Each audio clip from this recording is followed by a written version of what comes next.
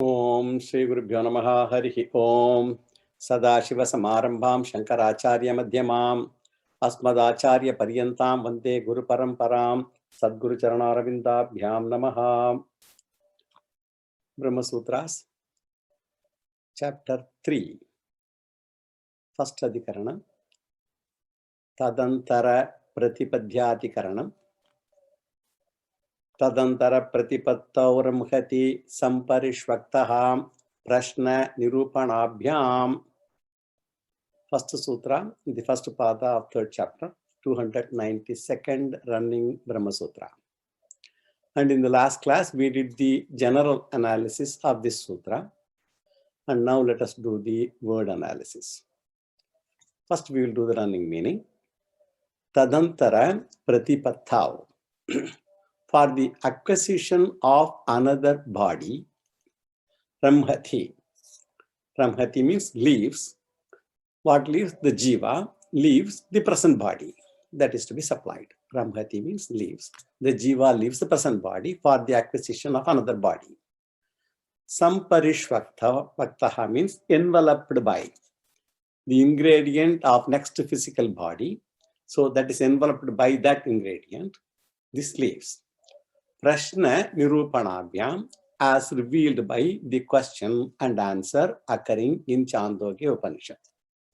And that mantra we read in the last class. Iti tu panchamyam ahutavapaha purusha vachaso bhavantiti sa ulbhavrutho garbho dashava navava masanantaha shayitva yavadvata jayate. This mantra also we quoted in the last class. Now let us see the significance of these words. Tadantara pratipatthav. Tadantara means here another body other than the present body, and therefore it is another body. Because another body, tadantara. Pratipattihi means acquisition. So it is the acquisition of another physical body, dehantara prapti nimitta, for the sake of acquisition of the next physical body. Ramhati, gachati, it leaves, it starts the journey. So the subject should be understood here as the jiva, which has dropped the physical body, or we can departed soul which has dropped the physical body. It is disembodied jiva. Samparishvaktaha means surrounded by, or enveloped by, or clothed in, by the sthula shariram, or the minutest ingredient of the next physical body. That's what we discussed in the last class. At the time of death itself, the minutest physical body, gross body, also is developed, and then this is surrounded by or enveloped by this leaves. And we take the constituents of the other body, physical body, which consists of all the 5 elements we said, and they are minute parts of the gross 5 elements. So this is subtle gross body and not subtle body. Subtle body consists of all those things, jnanendriyas, karmendriyas and all, but this is gross body only, minutest gross body, subtle gross body of 5 elements. And the last word here is prashna nirupanabhyam. How do we know of travel or departed soul? So we don't know that because that nobody can see. So Vyasacharya says the whole thing is apaurushaya vishayaha and none can prove that. So a pure scientist really will mock at us if we tell the Upanishadic story of creation. Nobody will buy it. So this is accepted by the Vaidikas, and every Vaidika has actually 2 eyes. One is the Shastra eye and another is the physical eye. So I know this only through what? Vedas, particularly from Chandogya Upanishad. So what is the Nirupanam? Only Vedas. So Prashna Nirupanabhyam refers to the Vedic quotation from Chandogya Upanishad. That is the only proof we have. Nirupanam means answer, proof. Now let us go to the next sutra. Trayatmakatvattu bhuyastvat. Trayatmakatvattu bhuyastvat. Second sutra of first pada, third chapter, 293rd Brahma Sutra. Let us do this general analysis. And in this sutra, Vyasacharya says that the Upanishad names the rudimentary body as Jalam or Apaha. We mentioned this name in the last class itself. Rudimentary body is the minutest gross body. that is generated at the time of death, and it is a Jala Shariram. We can call it water body, Apaha.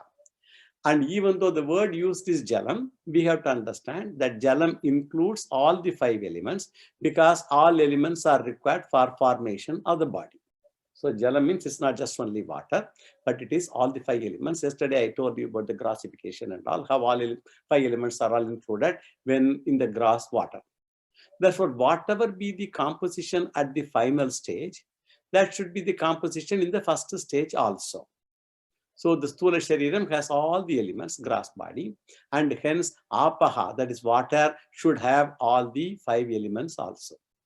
And if the rudimentary body, the minutest body, has all the elements, then why should the Veda use the word Jalam and confuse us? We also talked about it briefly, but Shankaracharya, he gives he just brushes the question aside. He said, my job is to comment on what is available in the scripture, in the mantra. And do not ask me why such words are available. That question don't ask me. I'm only just going to comment on what is available. Why Veda uses this word and that word and all those things, those questions I'm not going to answer. Waste my time. So that is asking why Vedas use this word or that word. That is the stand Shankaracharya takes. And Shankaracharya says that I will give you the significance of Jala. And for this, he says, Shariram is Jala Pradhana. Even now, they say 70% of our body is only water. So Jala Pradhanatvad, it is rudimentary body. This rudimentary body is called Apaha, water, Jala Sharira. And this is the essence of this sutra. Now, this is the general analysis. Now, let us go to the word analysis of this sutra. Trayatmakatvat tu bhuyastvat. That is the sutra. Trayatmakatvat tu bhuyastvat. Trayatmakatvat tu. Since the body has the 3 ingredients, Trayatmaka, 3 ingredients, the word water should include the other elements also. What are the other elements? Agni and Earth. So that we already mentioned yesterday. So it should include all the 3 ingredients. And Bhuyastvat, because of the predominance in the body, Bhuyastvat, water alone is mentioned. That is all the answer. Water alone is mentioned because of the predominance of water proportion wise, even though it has all the 3 ingredients, namely Agni and Earth also. Now let us see the significance of the words. Trayatmakatvat, which means the physical body consists of 3 factors, Triyatmakam. This is in keeping with the Chandogya Upanishad, that is, we read yesterday. The 3 ingredients referred to, as I mentioned, Agni, Jalam, and Prithvi. And in Chandogya Upanishad, 5 elements are not mentioned, and 3 alone are mentioned. This also I mentioned yesterday. But we should know that the 3 elements means 5 elements. 3 elements is equal to 5 elements. That's what I mentioned yesterday also. And since the body has got 5 elements, the water that travels along with Jiva should also have all the 5 elements. That is, the water which is supposed to travel with the disembodied Jiva, which becomes the physical body after going through Panchagni. Yesterday we went through Panchagni Vidya and all that thing in great detail. So this is the first interpretation. And the second one is the 3 ingredients, the well-known ingredients referred to in Ayurveda Tattva. In Ayurveda Tattva, there is Vata is Vayu, then Pitta is Agni, and then Kapha is Jala. So these are the 3 ingredients that are popularly told in Ayurveda. All are born with these 3 ingredients. Everyone will have one dominant, and that alone decides the type of diseases also. So the Ayurveda, the doctor first tries to find out what is predominant in you, whether it is Vayu or Agni or Jala, that is Kapha, Pittam or Vata, that they are trying to find out. Since the physical body has Vata, Pitta and Kapham, the corresponding Jalam should have all the 3 ingredients at the time of death to make the final product of the physical body in the next Janma with the same ingredients. These are all very, very critical, and we should understand them clearly. So the corresponding Jalam should have all the 3, Jalam means Jala Shariram, should have all the 3 ingredients at the time of death to make the final product of the physical body in the next Janma with the same ingredients. This is the significance of the word Trayatmakatvat. So tu, trayatmakatva tu, the tu indicates the negation of the Purvapaksha's objection. And bhuyastvat, because of the predominance, since water is predominant in the body, the Upanishad uses water alone as the ingredient of the body at the time of death. Bhuyastvat. That's a simple explanation of the words in the sutra. Now let us go to the next sutra. Pranagatescha, third sutra, first pada, third chapter, 294th running Brahma Sutra. Let us do the general analysis. So the original objection of Purvapakshi was that after death only, the Sukshma Shariram travels and the Stula Shariram is acquired later. This is Purvapakshi's contention. After death, only Sukshma Shariram travels. We already told the bundle, Sukshma Shariram, Karna Shariram and Chit. So they all travel and the Stula Shariram is acquired later.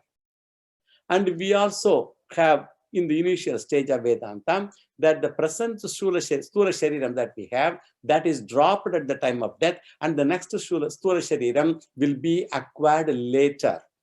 This is what we also learn in the initial stages of Vedanta. And during the intermediary state, Stula Shariram is not there. So Stula Shariram is dropped and the Sukshma Shariram and that bundle leaves. So in the intermediary stage, there is no Stula Shariram till another Stula Shariram is acquired.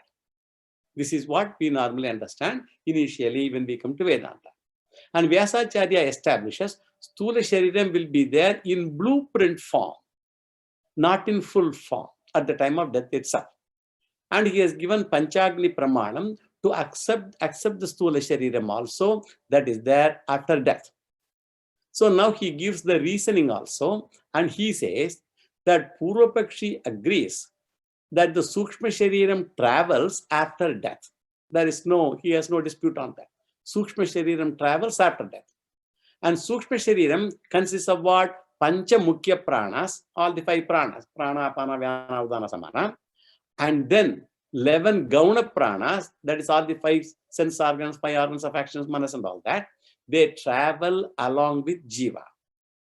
And Vyasacharya argues, when we are alive, we don't find that prana traveling alone, dropping the physical body. We are looking at in Pramana. When we are alive, we don't see the prana traveling alone, dropping the physical body. Our experience is what? Pranas go with the container of the body during our living, when we are alive. And after death also. So Sukshma Shariram can travel with minute Stula Shariram. That is his argument. Our experience is pranas, they go with the container of the body during living. And after death also, Sukshma Shariram can travel with minute Stula Shariram, the container of the Sukshma Shariram. That's a minute Stula Shariram. And Panchagni Vidya mentioned this. Since prana is talked about, you have to accept Stula Shariram traveling with the Sukshma Shariram on the basis of the Anubhava or experience. Prana cannot just travel leaving the body. It has to go with the container. Now we will do the word analysis. Cha means moreover, conjunction moreover. And pranagatehe, since pranas travel, the gati of pranas, since pranas travel, the accompaniment of a physical medium is inferred. Because pranas travel, it has to move only with the container, and the container is the gross body, so the container is needed. Now let us see the significance of the words. Prana here refers to Pancha Mukhya Pranas and 11 Gauna Pranas. Pancha Mukhya Pranas we know, Prana, Apana, Vyana, Udana, Samana, and the 11 Gauna Pranas, Karmendriyas, Jnanendriyas, and Antakarna. And the travel of pranas is non-controversial as per the Brihadaranyaka Upanishad, 4th chapter, 4th section, 2nd mantra. We saw this also. Sharira deshebhyah tam utkramantam pranaha anutkramati. Pranam anutkramantagum sarve pranaha anutkramanti. We saw this mantra earlier. Savijnano bhavati, savijnanamevacha vakramati, tam vidya karmani, samanvara bete, purva prajna cha. We saw this mantra earlier. So, sharira desebhyam, tam utkramantam, pranam anutkramati, pranagam anutkramantagum, sarve pranaha anutkramanti. When the jiva leaves, pancha prana also leaves. Anutkramati, utkramantam pranaha anutkramati. Also the 11 gauna pranas, they travel along with the body at the time of death. And because of the travel of all the pranas, the travel of the container, namely the gross body, is also implied. And the container here is what? The minutest form of Stula Sharira. So that also has to go. This is indicated by Apaha in Chandogya Upanishad. Apaha refers to the Jala Shariram, the minutest gross body. And so this sutra gives what? Yukti Pramana. Because this doesn't make sense that prana can just leave, dropping the body. It has to go with the container only. And that is the proof here to say that the minutest shariram is required and it leaves along with the jiva. Let us go to the next sutra. Agniyati gati shruteriti chet na bhaktatvat. Agniyati gati shruteriti chet na bhaktatvat. Fourth sutra, first section, third chapter, 295th running Brahma Sutra. As we shall be able to general analysis. Here, another Purvapakshi, he raises a fundamental question. And he says that Sukshma Shariram itself does not travel. He raises a fundamental question. Sukshma Shariram, everybody accepts Sukshma Shariram travels after death. But he says Sukshma Shariram itself does not travel. He does not agree with the travel of pranas themselves. Whether it moves or not, we do not see. And all are based on only Vedas. Right? It's all Apaurusheya Vishayas. We don't see any prana moving. So one should have prana means Gauna pranas and last sense organs and everything. And one should have full faith on Vedas with respect to these statements that the travel of Sukshma Shariram and Sthula Shariram and all that. So Purvapakshi claims he has a Veda Vakyam also that states that all sense organs go back to the respective devatas. All sense organs go back to the respective devatas at the time of death, and they do not travel along with jiva. One should say that. They all go back to the respective devatas. We do not talk about the death of a jnani, where the sense organs, they merge with the devatas, with the total that we have already told. Not for, we are talking about ajnanis. So for all the ajnanis, after death, all these, they all merge with the devatas. So here we talk about the death of an ajnani, and in the previous sutra, we assumed that sense organs and pranas, they travel, and to travel, we need a physical body. That was our argument earlier. But now Purvapakshi quotes a mantra from Brihadaranyaka Upanishad, 3rd chapter, 2nd section, 13th mantra of Arthabhaga Brahmanam. Already we mentioned about this Brahmanam also earlier, wherein it was clearly said that after the death of an ajnani, as to what happens to the organs and pranas. After the death of an ajnani, what happens to the organs and pranas?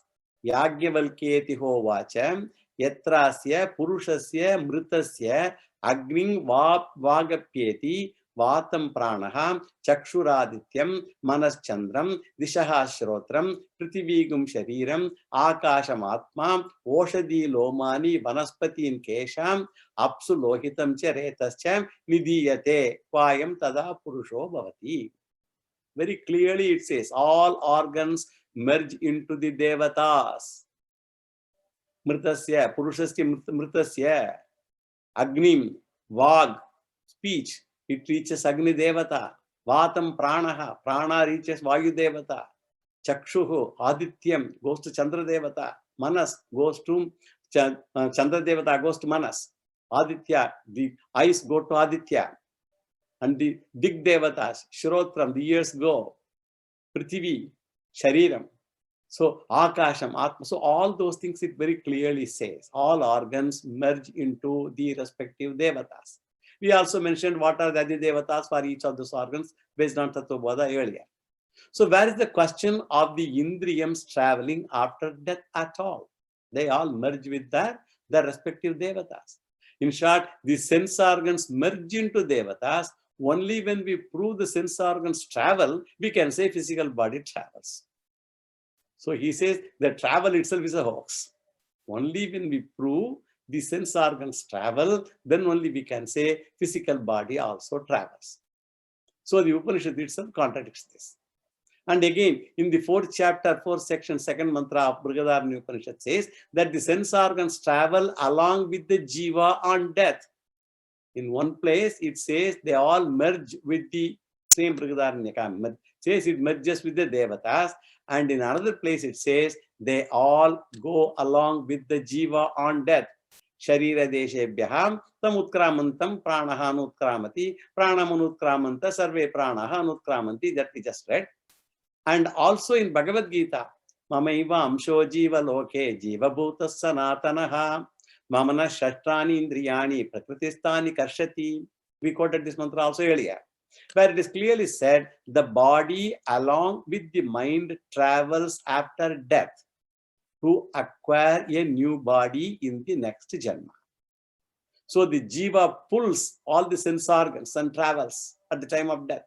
In fact, it's a problem which should have been discussed in the previous Adhyaya itself. When the Veda itself contradicts, how are we to resolve the issue then? In this context, we should take one statement as literal and the other statement as figurative. This is what normally Tarkikas and even Vedantins, they try to solve these problems. One will be taken as literal, another one will be taken as figurative. Then there will not be any contradiction. And the Purva Pakshi will say, his statement should be taken literally, and the second statement is figurative. That's what he will argue, because he wants to contend his argument is right. So whereas Vyasacharya says, the merger of sense organs with devatas, that is figurative in the case of an ajnani. Vyasacharya does not give the reason though. So the merger of sense organs with the devatas is figurative in the case of an ajnani, and he doesn't give the reason, whereas Shankaracharya gives the reason. And the first reason is what? Jiva enjoys the status of jiva because of the association of the pranas. Without prana, where is jiva? So jiva enjoys the status of jiva because of the association of the pranas. So if the prana merges into devatas, there will be no jiva at all. Without prana, jiva cannot exist. And Shankaracharya says that the very jiva travel requires prana shakti. The energy to travel, even if it is jnanendriyam, karmendriyam, any of those things, they also need energy to travel. So the prana merges into devata, therefore should not be correct. And the next reason he gives is, if jiva travels without prana, and jiva, when it goes into the next physical body, it will not have any life because there is no prana. Sense organs or the mukhya prana or gauna prana will not be there. So the next physical body cannot interact with the world without the pranas. So jivas goes with sense organs and places them in the golakas. That is what is said in Brihadaranyaka Upanishad. We saw that. Jiva goes with the sense organs at the time of death and places those indriyas in the golakas, in the grass bodies, in the next new body, the next birth. And the fourth argument Shankaracharya gives is, to look at the 3rd chapter, 2nd section, 13th mantra of Brihadaranyaka Upanishad, the Artha Bhaga Brahmanam that I mentioned.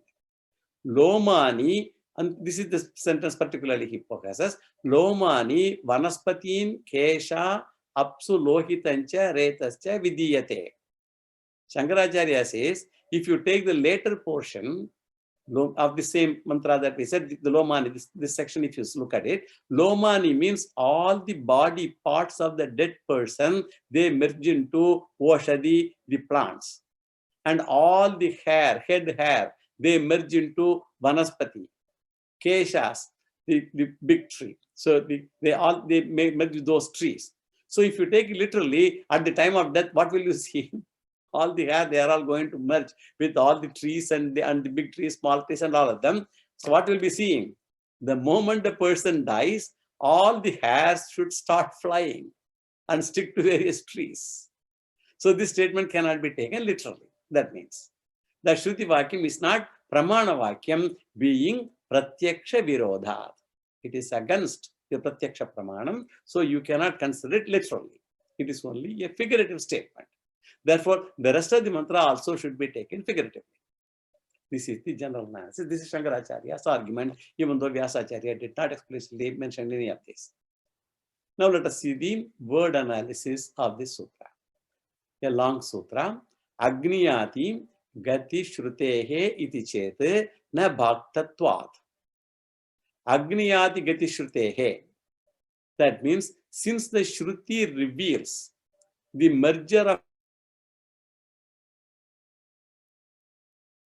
travel along with the Jiva. So we have to understand these things in perspective. Since the Shruti reveals the merger of prana with Agni Devata, etc., this is the Purvapakshi part of the sutra. Iti chet. If you say like that, if this is the objection, nah, it is not correct. That is Siddhant, this argument. So Bhoktatvat. Why? Because the Shruti statement has a secondary meaning only. It is not the primary meaning, as we just now said. It's a figurative meaning only. Now let us see the significance of the words. Agniyati gati shrutehe. Gatihi means, here it refers to layaha or merger of the sense organs or the pranas into devatas. Sense organs are gauna pranas, all those. When we say all that thing, we should be very clear about what we are talking. Sense organs are gauna pranas. So shrutehe means the Shruti statement reveals this fact. Layaha, merger of the sense organs or pranas into devata, is mentioned by the Shruti. And the Shruti here referred is what? From Brihadaranyaka Upanishad, 3rd chapter, 2nd section, 13th mantra, Lomani Vanaspatin Kesha Apsu Lohitancha Retascha Vidiyate, that we just read. So the conclusion is not said in the sutra, and it is that sense organs do not go with Jiva, but they merge into Devata. Iti chet. If this is said like that, if this is your objection, nah, that is not acceptable. Why? Bhaktatvat. The Brihadaranyaka Sruti, that cannot be taken literally. It is only a figurative statement. It's bhakta. So the conclusion is what? Sense organs travel with the jiva. Let us go to the next sutra. Prathame ashravanaditi chet na ta evahi upapattehe. Prathame ashravanaditi chet na ta evahi upapattehe. 5th sutra, 1st pada, 3rd chapter, 296th running Brahma Sutra. And we have said, on the basis of Panchagni Vidya, that the disembodied Jiva will have the first body at the time of cremation itself. That's what we mentioned yesterday. The disembodied Jiva will have the first body, the minutest first body, at the time of cremation itself. And the jalam, it goes through this in the form of a jala shariram, as I told you, apaha. So jala shariram, through 5 stages it goes through. And that jalam alone becomes future body. The jala shariram alone becomes future body. Now, Purvapakshi, he says that you study the Panchagni Vidya closely and you can find a problem. Purvapakshi says. And what he says here, Pravahana Jaivali, that is the king who taught this Vidya, this Panchagni Vidya, to Gautama Rishi. His question is what? So to Shvetaketu, how the water becomes the body after going through the 5 stages. So that is the Panchagni Vidya. How the water becomes the Jala Shariram. Water means not water. Jala Shariram becomes the body after going through the 5 stages. And he talks of the 5 stages. And after traveling to, yesterday we mentioned all the 5 stages and also Sarga, Mega and all that. So after traveling through the stages, the Jala Shariram becomes the body, physical body. So the first Agni is what? Swarga Agni. And it should come out, and after going through that Agni, Swarga Agni, the Jala Shariram should come as Soma Shariram. And then entering the second Agni, the Soma Vrishti conversion takes place. Soma Shariram becomes Vrishti, rain waters. And the first conversion should be Jalam into Soma by passing through Swarga. And Jalam in this context is the rudimentary body, the minutest physical body at the time of which is generated at the time of cremation. When the body is burnt.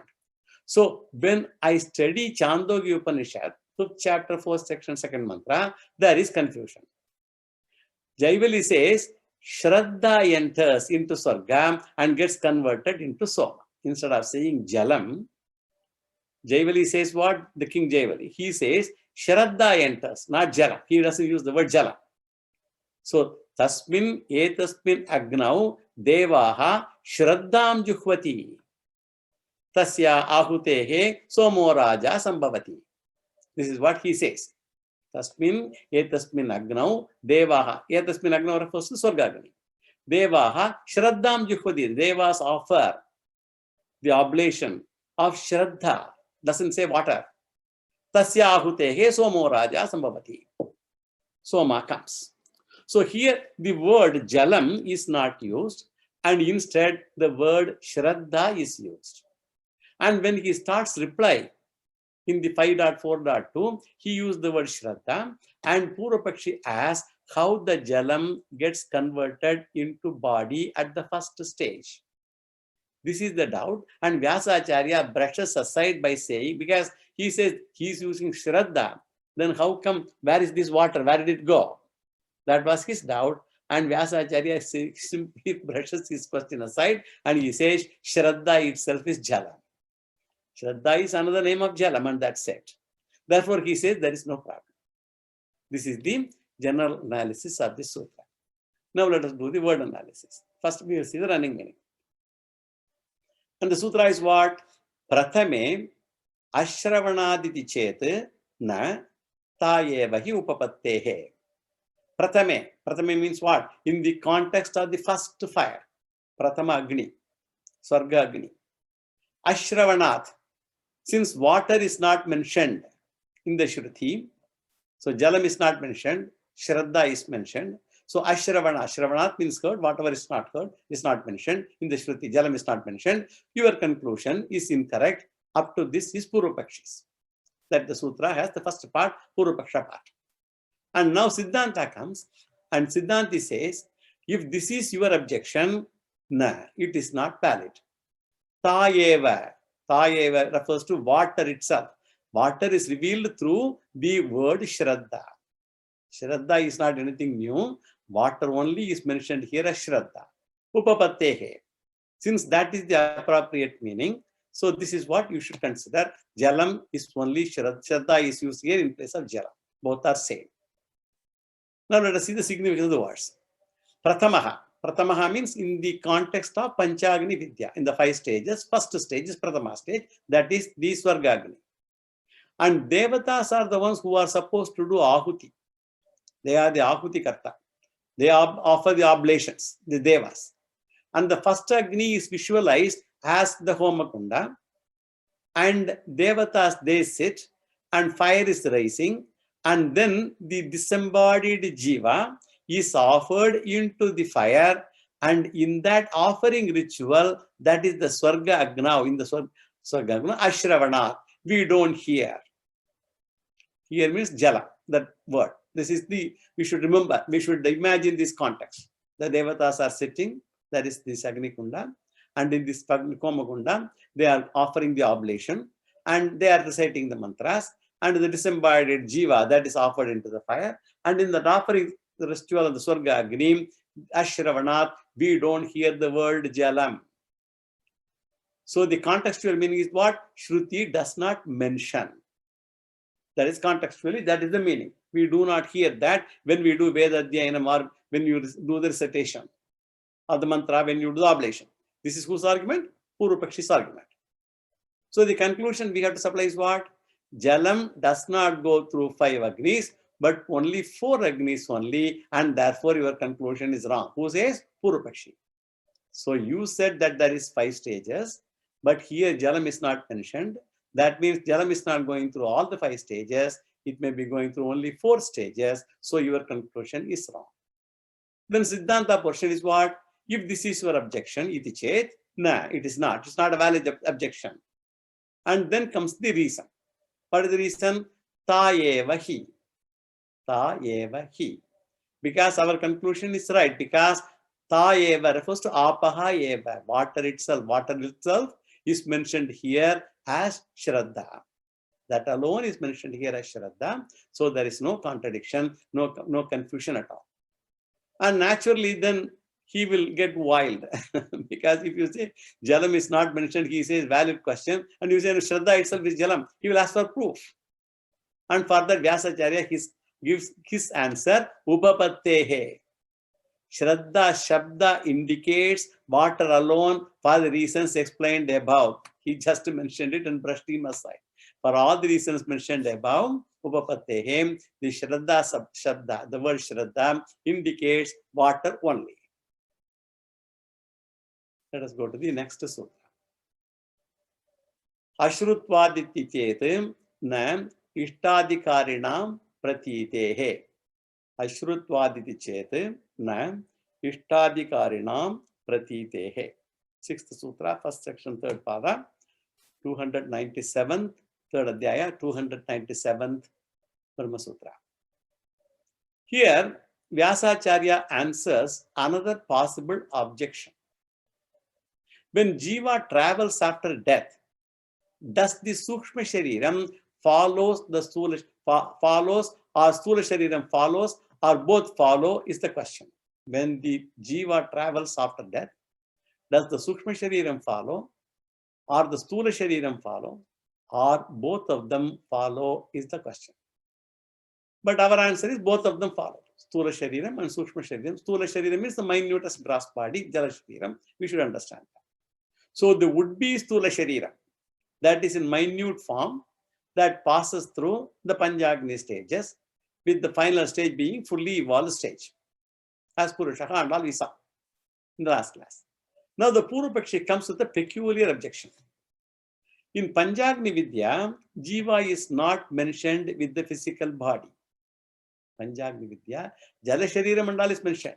Jiva is not mentioned with the physical body, and his argument is Panchagni travels, the talks of travel of body, and now the question is reversed question now. The travel of Jiva was accepted, and whether the body accompanied or not was the question before. Earlier what we said, the Jiva travels, and whether the body accompanied that or not was the question. Now the question is, the Upanishad does not mention Jiva Sagita Apaha. The Jala Shariram goes along with Jiva. It doesn't mention. Jiva does not travel through 5 stages, but body travels, is the argument of Purupakshi. And that is said because there is no pramana. Physical body goes through all the stages, and Jiva will do the Graha Pravesham at a later stage. So he says what it says. Physical body goes through all of them, minutest body goes all of them, but there is no Jiva in that. And it will do the Graha Pravesham, it will enter only at a very later stage, not in all the stages. This is why people talk about the Jiva entering the fetus of the woman at a particular month, and the people do some rituals and all those things are all there in our Karma Kanda portion. So the rituals are meant to get good Jiva into the fetus. There are all various samskaras are there. Now the question is whether the Jiva travels from the beginning or the Jiva enters the body at the 5th stage at a particular time. That is the question from Purupakshi. And what is our answer? Our answer is no. Jiva travels even from the 1st stage. Jiva entering the body is not a correct statement at all. This is Siddhanta. And the first part is of the sutra is Purupakshi part, and the second part is Siddhanta part. And Vyasacharya says that in Panchagni Vidya, or in that particular portion, that we have to search for the answer in Panchagni Vidya. Among several questions asked by Jaivali, one question is what is Krishna Gati, is the question he asked. What is Krishna Gati and what is Shukla Gati? There are 2 types of, when the Jiva leaves the body, it can go through one of these 2, by Krishna Gati or Shukla Gati. Actually, Bhagavad Gita 8th chapter talks about all this, and Jaivali himself talks about both the Gatis, both the travels. When normally the thing is just briefly, when the Jiva goes out of the body, there are so many nadis in the body, and when it goes through the Sushumna Nadi, and right through the Brahmarandram, it starts from the heart and then goes through the throat and then to the center of the head, and then from there directly it goes to Brahmaloka, and that is called Shukla Gati. But if it goes through any other nadi, So many other nadis are there. If it goes through any of them, the jiva will not go directly to Brahma Loka, it will go to any other Loka. That is Krishna Gati. So Jayavali himself talks about both the Gatis, Krishna Gati and Shukla Gati. And he says, those people who do rituals without upasana, they are called Kevala Karmanaha, the one who just only do all this homas, this, that and all. They don't do any upasana. Here they are called here Ishtadikarinaha. Ishtadikarinaha. Ishta means Vedic rituals. Actually, we have got in our religion both Ishta Dharma and Purta Dharma.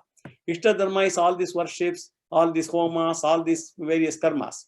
And the Purta Dharma is all social activities and all that thing, anatha ashramas and all that thing, educating a child, feeding the poor, and they all come under Purta Dharma. So our religion has both. In all other places, they will separately say, oh, that is social service and all that thing. Here, for us, both are together. That only makes another dharma. So, without support of the upasana, if a person does Vedic ritual, that is Ishta Dharma. And the Vedic ritualists who go to higher loka and enjoy Ananda in Swarga loka, and after enjoying Swarga, they come back to this loka to replenish the punya. So they go to Swarga loka, they exhaust the punya balance, and they come back to replenish the punya. And while talking about that, Jayavali says that path is said to be Krishna Gati. Krishna Gati stages are talked about in Chandogya Upanishad, and it is repeated in Bhagavad Gita also in the 8th chapter. So the ritualist path is elaborately mentioned in Bhagavad Gita and Chandogya, as also in Brihadaranyaka. So it talks about the Karma Kandis, all those people, Krishna Gati, who all go through many of these things, they talk about ritualistic path. And Vyasacharya argues, while enumerating the stages of ritualists, these 5 stages are also mentioned, which we mean Panchagni Vidya. For those people also, these 5 stages are mentioned. Panchagni, the 5 stages are mentioned, and Krishna Gati stages of Jiva also are said. Also, along with the Shariram, the Jiva also goes through the 5 stages. And in Chandogya, 5th chapter, 4th section, 2nd mantra, that we have quoted all these mantras. That's why I'm not saying again and again. They talks about the stages of physical body, that is Soma Raja Sambhavati. We already read that. These words were there in the Chandogya. Tasmin yetat tasmin agnau devaha shraddham jukwati tasya ahutehe somo raja sambhavati. And also in 5th chapter, 10th mantra, 10th section. This is the 4th section. 10th section, 4th mantra, that talks about Yeshaha Somaha Raja Masebhyaha Pitrulokam Pitrulokat Akasham Akasha Chandramasam Yesha Somo Raja Tad Devanam Annam Deva Bhakshayanti. That is scary. The significance of the two is what? The first one talks about Soma stage of Shariram, the body, and the 10th section of 5th chapter talks about Jiva going through the Soma stage. First one talks about Shariram going through Soma stage. This talks about Jiva going through Soma stage. And further stages are also talked about in the Upanishads. So it elaborates rainwater stage, Annam stage, all those things. Both travel together. Jiva and Shariram both travel together. Therefore, there is no question of Jiva entering the womb of the mother separately. They are non-Vedic conclusions. Because everywhere it says only this way, Jiva travels Shariram. Now let us do the word analysis. Ashrutvaditi chet na ittadikarinam pratitehe. That's a sutra. And Ashrutvat means since the Jiva is not mentioned by the Shruti, your assumption is false. Who says? Purvapakshi. Iti chet. This is the objection from the Purvapakshi. Now Siddhanti's answer is what? No. That's not correct. It's not valid. Ishtadikarinam pratitehe. Because the travel of the Vedic rituals, Ishtadikaris, along with the Jala Shariram, water body, can be discerned, inferred from the other Shruti statements. This is the running meaning. Now let us see the significance of the words. Ashrutatvat, since it is not heard in the Shruti, so what is not heard? Jiva traveling with water, the Jala Shariram. Water, when I say water, it is Jala Shariram, minutest Shariram, at the time of death. So Jiva traveling with the Shariram, water Shariram is not heard in the Shruti. Actually, in what? The Prashna Nirupana Shruti. Prashna Nirupana Shruti from the Brihadaranyaka context. The 5th chapter, 3rd section, 3rd mantra. Veta yataso lokaha loko na sampurya tagum iti na bhagava iti vetam yata panchamyam ahutavapaha purushavachaso bhavanti iti naiva bhagava iti. So in this mantra, water alone is talked about and not jiva. Therefore, when the Purvapakshi says we are wrong. And if this is your objection, then Siddhanti says, Ishtadikarinam, the Vedic ritualists, when you study the travel of the Vedic ritualists, the path here is Krishna Gati or Shukla Gati. It occurs in the 5th chapter, 10th mantra, 10th section, 4th mantra, in Chandogya. Masebhyaha pitrulokam, pitrulokat, Akasham and Akasha Chandramasa, Yesha Somo Raja, Taddevanam Annam, Tam Deva Bhakshayanti, it says. Tam Devaha Bhakshayanti. Here, Jiva is mentioned and not a body. Jiva alone can do the rituals, body cannot. Pratitehe, with the body it will do. Pratitehe, it can be discerned. Why it is said discerned? Because it is not explicitly mentioned. It should be discerned. Both Jiva and body, they travel, that should be discerned.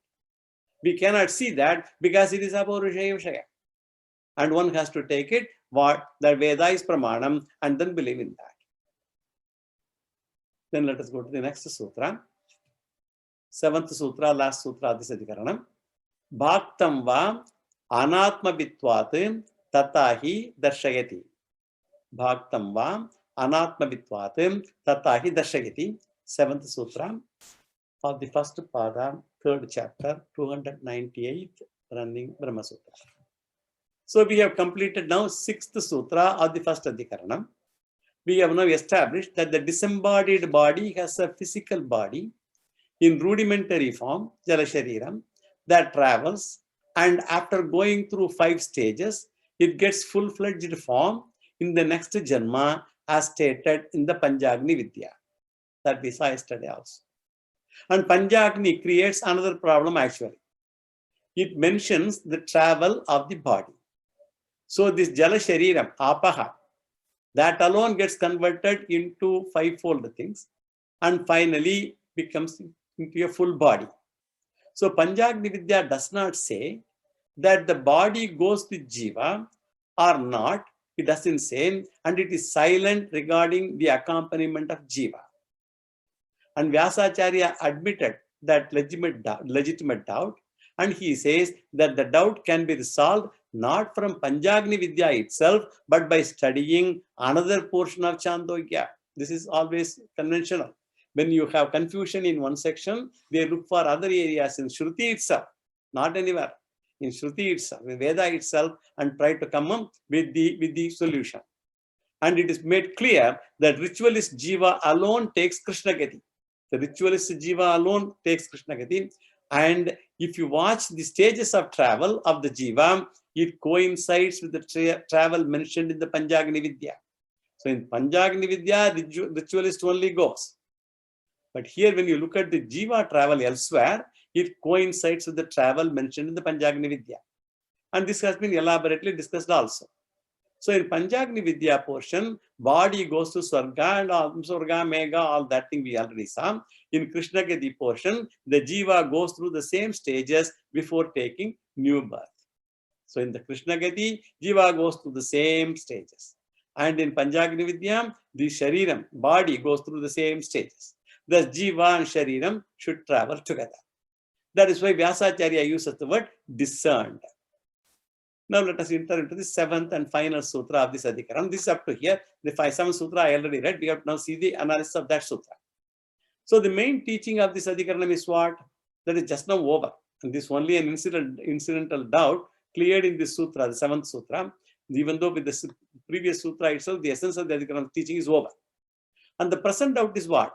It is based on the Krishna Gati portion of the Chandogya Upanishad 5th chapter, 10th section, 4th mantra, which was given in the previous sutra, which we already saw. And this talks about how the ritualist goes to Swargaloka and enjoys there going through Krishna Gati. Who are these people? This ritualist who is he is Karmakandi person, he is Karmakanda person without any upasana, he is just only Karminaha, Kevala Karminaha, we already saw. Ritualist. they go through Krishna Gati. Then what we read further, we get a frightening, when we see the thing, that's what I mentioned at that time. When we read further, we get a frightening sentence. We already read that sentence. Yeshaha Somaha Raja. These are all these ritualists. They are referred by this name. Somaha Raja. These ritualists, they will go to the Swargaloka, and the body will get necessary conversion. All that will happen. Sure. That's correct. And the ritualist will become what after all that? He will become food for the devas. The ritualist, he will become annam for devatas. And the devatas, they consume all the ritualists who are the fresh entrants into the Swargaloka. So why does the Upanishad use this type of expression? That is the incident analysis of this sutra. That is what is being discussed here. And Vyasacharya says, we have to take the statement figuratively only. Vyasacharya says it is bhaktam. It's only figurative statement. It is only a figurative expression. And the ritualists are not really food, annam. Several reasons are hinted in the sutra itself. And what are the reasons? Number one, if the ritualists are consumed by devatas, let us say if they become real food after going through the Swargagni, if they are consumed by the devatas, then what will happen? Veda will not ask us to do rituals at all, because we are all going to rituals, and then we go to the Devaloka, and we are all going to be food for all the devatas. And the second one, in the Chandogya Upanishad portion itself, if you read the next mantra, that is the 5th chapter, 10th section, 5th mantra, that mantra says, after spending some time in Swargaloka, the ritualists come down for Punarjanma. Tetam bhuktvam Swargalokam vishalam kshine punye martyalokam vishanti. After exhausting the punya karmas there, the parama punya karmas, they have to again come back. Punarjanma. From this it is clear that the ritualists are not consumed.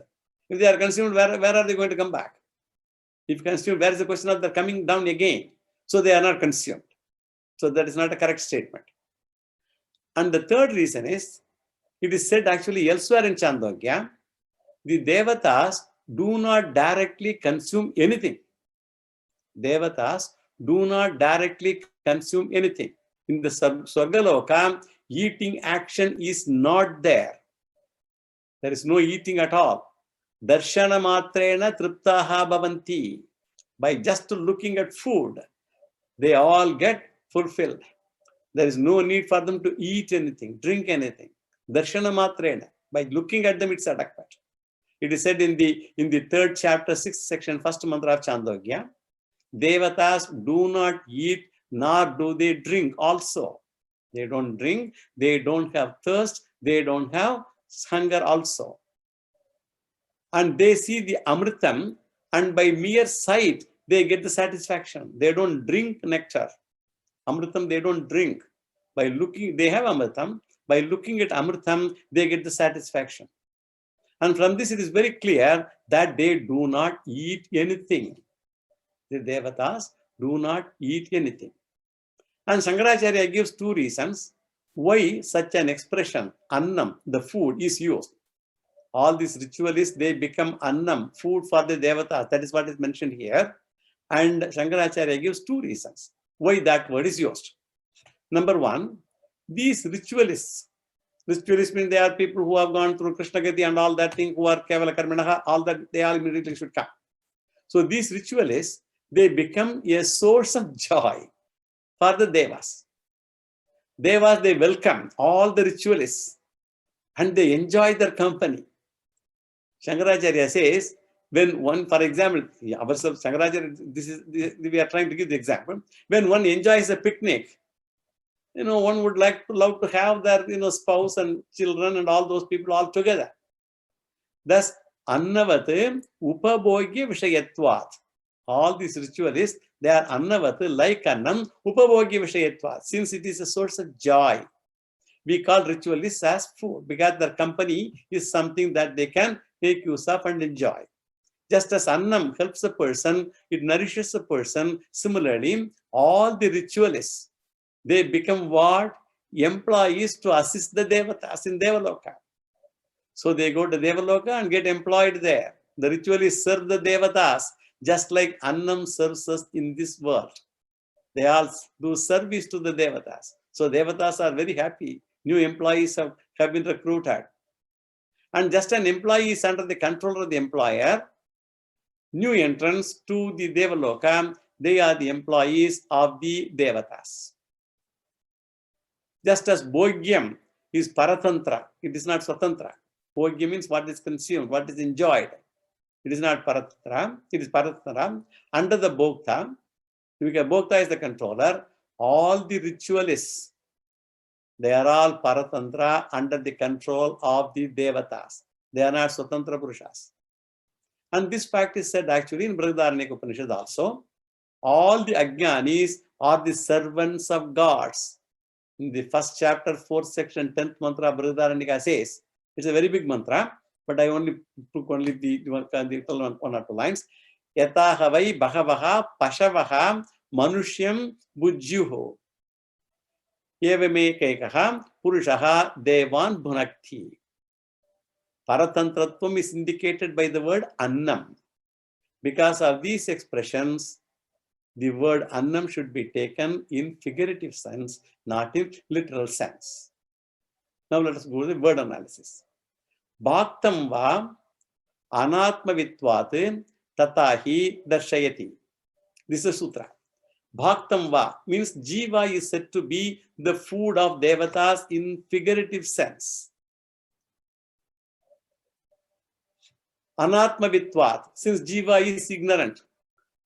Anatma, ignorant person, he is avidya. Since jiva is ignorant of atma, anatmavit. He knows anatma, not atma. Dashayati, the Shruti reveals. Tatahi, so. So now the significance of the word. This is just running meaning. Bhaktam means here in figurative meaning, used in the secondary meaning, not in the original meaning. It is in the not primary meaning, in the secondary meaning. Va in this context is to negate the Purvapakshi. The word va is used to negate the Purvapakshi. Purvapakshi is doubt. Normally, the word va means either or. But here, va means negation in this context. Otherwise, is either. And anatmavit. Anatmavit means a person with self-ignorance. The ritualists who take Krishna Gati are termed as ignorant people. If they are wise people, they would have gone to Shukla Gati. They are those who took Krishna Gati, they are termed as ignorant people. And the final meaning is because of self-ignorance. That's what it means. Anatmavit means because of self-ignorance. All self-ignorant people, they are the food for the devatas, because the devatas are under the ignorant people, they are all under the control of the devatas. All self-ignorant people, they are the food of the devatas. It's all figuratively. This is revealed in Brihadaranyaka Upanishad, 1st chapter, 4th section, 10th mantra. Let me read. With this, the first adhikaranam of chapter 3 with 7 sutras is over. And the subject matter is what? Jiva Gati. And the doubt is whether the jiva travels with physical body or not. And Purvapakshi says that jiva does not travel with physical body. Whereas Siddhanta says jiva travels with the minute, invisible physical body, the Jala Shariram, which is not used for transactions. All this should be understood clearly. Jiva does travel with the minute, invisible physical body, which is not used for transactions. Now let us go to the next sutra in the next class. Yo vedadau swara prokto vedante cha pratishtitah tasya prakritilinasya parasamaheshwarah purnamada purnamidam purnat purnamudachyate purnasya purnamadaya purnameva vasishyate om shanti shanti shanti Shri Gurubhyo namaha Harihi Om.